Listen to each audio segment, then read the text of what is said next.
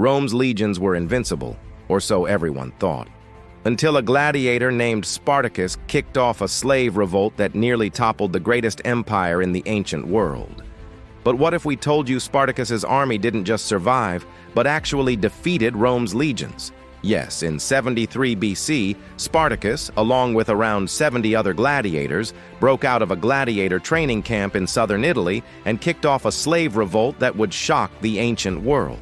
What's crazy is that Rome underestimated these so-called slaves.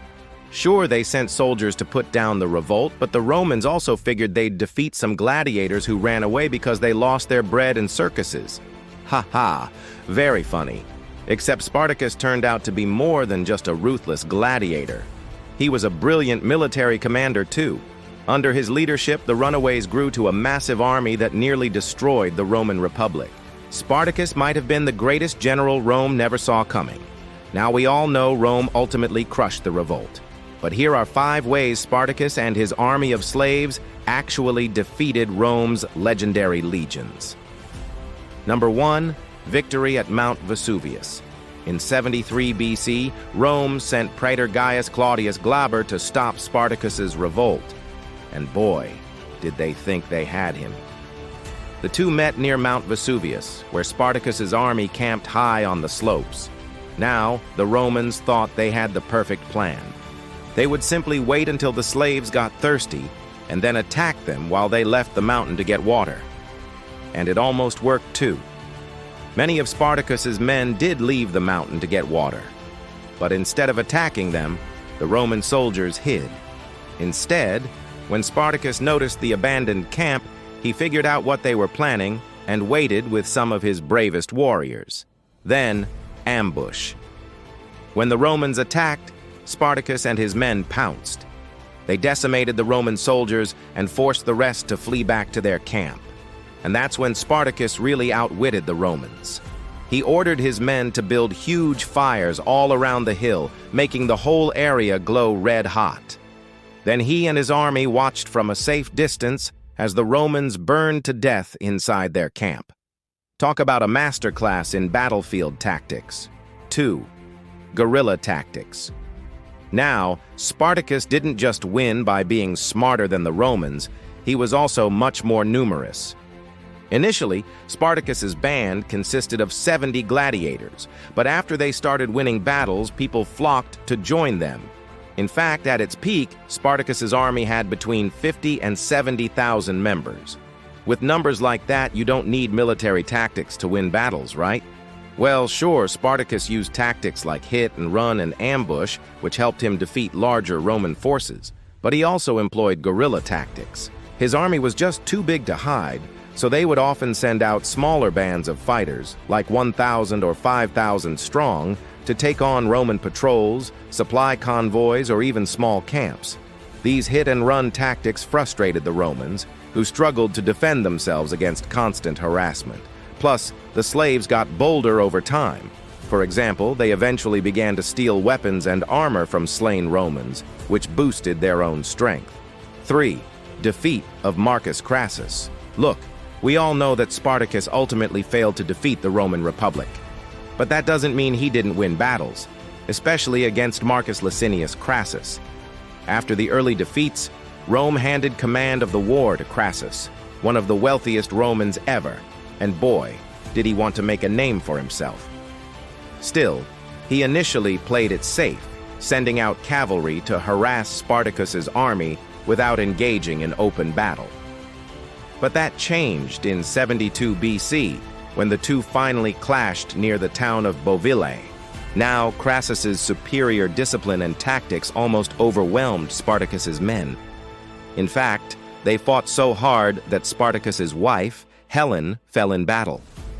Yet somehow Spartacus managed to regroup, counterattack, and defeat the Roman legions. That might have been Spartacus's greatest victory, seeing as he defeated the best Rome could offer at the time, and he did it without losing his cool. Number 4. Surprise attacks. You see, Spartacus didn't just use guerrilla tactics. He also struck fear into the hearts of the Roman soldiers. Spartacus understood psychology as well as warfare.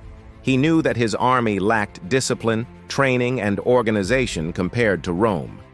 So he relied on speed, stealth, and surprise. For example, Spartacus preferred to strike at night or at dawn when soldiers were exhausted or distracted. He personally despised the Roman cavalry, so he always ambushed them or engaged them on high ground where their horses couldn't maneuver. Even when facing Roman infantry, Spartacus often caught them by surprise. His men would hide among trees or hills, then burst forth at the perfect moment. With swords drawn, they'd charge through the stunned Romans, cutting down entire ranks before they could even react. And let's not forget about Spartacus's retreat. He rarely gave the enemy a chance to regroup, often disappearing into the night, forcing the Romans to guess his next move. All in all, Spartacus's armies were terrifying to face, which gives you a taste of how masterful he was as a general. Number 5, the slave army. In 71 BC, Rome deployed 3 legions against Spartacus, and they thought they had him trapped. They cut off his escape routes and blocked his supply lines. But Spartacus defied expectations once again.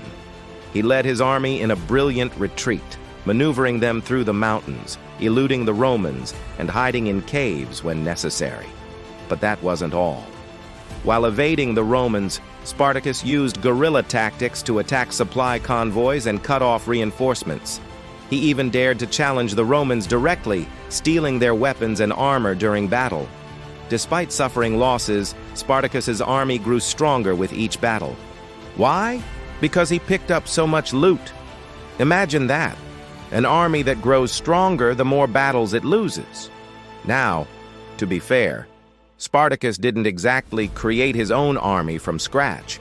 After all, he commanded an army of escaped slaves and gladiators, but he did turn a bunch of desperate people into an organized fighting force, and that deserves some serious respect. Not only did Spartacus's army consist of experienced gladiators and desperate slaves, it also included farmers, herdsmen, shepherds, and other commoners. Spartacus welcomed everyone willing to fight against Rome. Regardless of background, skill, or social status, his goal wasn't just to overthrow Rome, but to liberate everyone oppressed by the empire. Sure, Spartacus's army wasn't as disciplined or well-equipped as the Roman legions, but they fought with the fury of people who had nothing to lose, and that's why Rome struggled to crush them. Spartacus's soldiers literally had nothing to lose, so they charged forward with reckless abandon, hacking down Roman soldiers left and right. Also, don't forget that many of Spartacus's soldiers joined his army because they hated Rome. They had nothing but scorn for the corrupt and oppressive republic. Combine that hatred with desperation, and you get a fighting force that even the mighty Roman legions struggled to defeat. Now, look, we all know Spartacus ultimately lost his war against Rome, but that doesn't mean he wasn't a legendary warrior. In fact, he proved that courage and determination can shake even the mightiest empires. So the next time someone tells you Rome was invincible, remind them about Spartacus and his army of slaves who actually defeated the Roman legions.